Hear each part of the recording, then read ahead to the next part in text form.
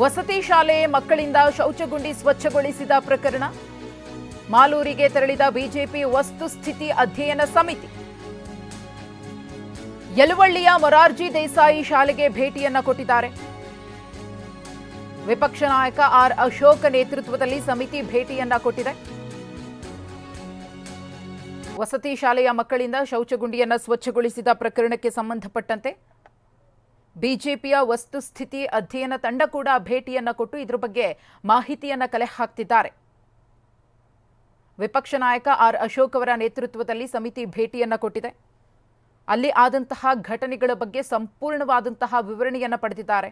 ಮಕ್ಕಳನ್ನ ಈ ರೀತಿಯಾಗಿ ನಡೆಸಿಕೊಂಡಿದ್ದು ಖಂಡನೀಯ.